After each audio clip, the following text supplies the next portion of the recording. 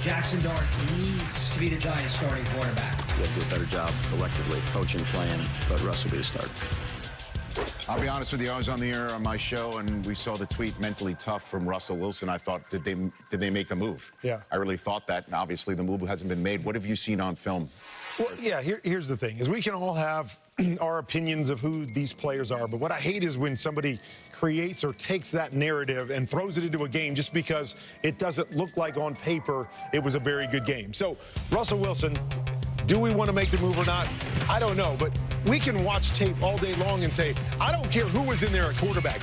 What are you doing with the football right here? We're down in the red zone. We're trying to score points, which they struggled with. There's nobody open at all. Tries to make a play right there, gets knocked down. All right, let's go with another one. Here we are, down in the red zone again.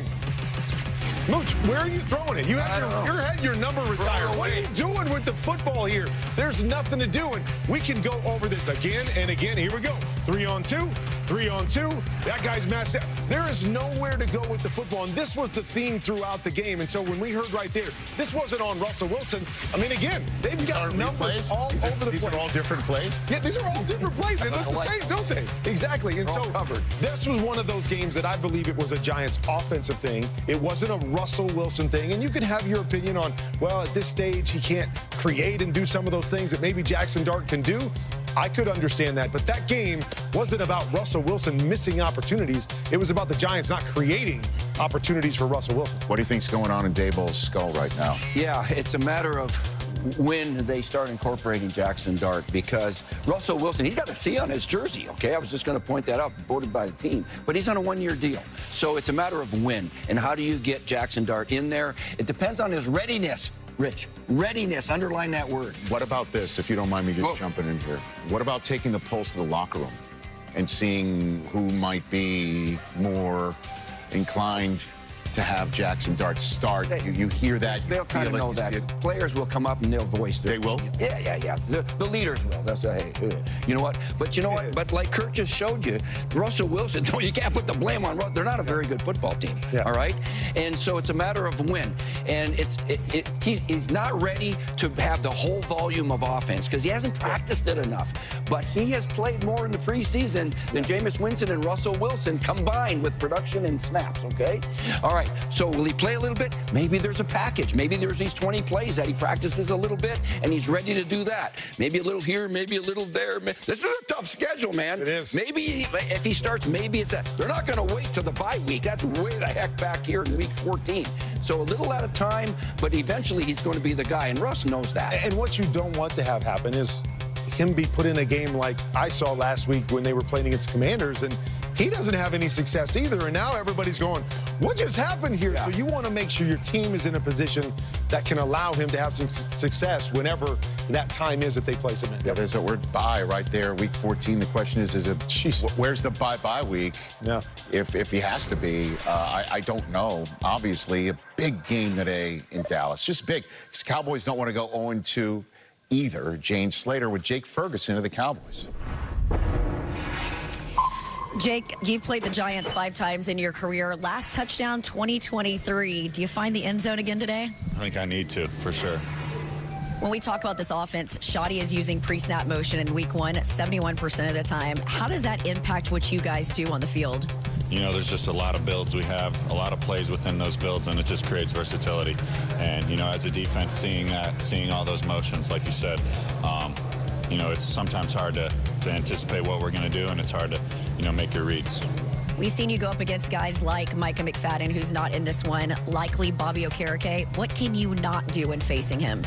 You know, I think you can't come into this game being soft in any way. You know, you got to run your routes with speed, run your routes with physicality, and then also in the run game, you know, just be where you need to be on the guys you need to be on, and, you know, make them feel you. All right, let's get that home field advantage back here, huh? Appreciate you so much. Yeah, the Giants head back to MetLife next week for their home opener against the Chiefs. The Jets' home opener against the Steelers, ruined by their former starting quarterback with his best passer rating since his last year in Green Bay, his first 4-touchdown game since his last MVP season with the Packers. Yeah, I'm pretty sure this is it. I mean, I played 20 freaking years. Didn't think I could play anymore.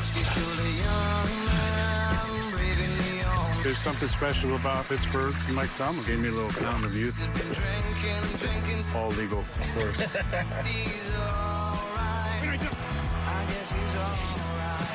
Pittsburgh Steelers. That was a thing of beauty. One of the most beautiful things to watch. And a great quarterback.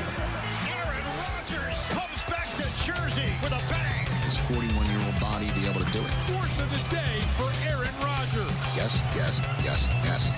That's why I'm feeling so good. So good, so good, so good. Well, whenever Elixir is in that cup, it seems to have worked in week 1, but now Aaron Rodgers faces the Seahawks. Gerald, how can the Seahawks defense try to get him off today? Well, they need to do the opposite of what the Jets did, and that, what does that mean, Gerald? It means they have to tackle better. Okay. Aaron Rodgers had 244 yards passing. Yep. 172 of those yards came after the catch. So they have to tackle and get these guys on the ground. They cannot let them extend drives, because once they got into the red zone after those extended drives, they went 3 for 3. So they have to tackle better. Aaron Rodgers only attempted 4 passes over 15 yards. Just because he can doesn't mean he wants to.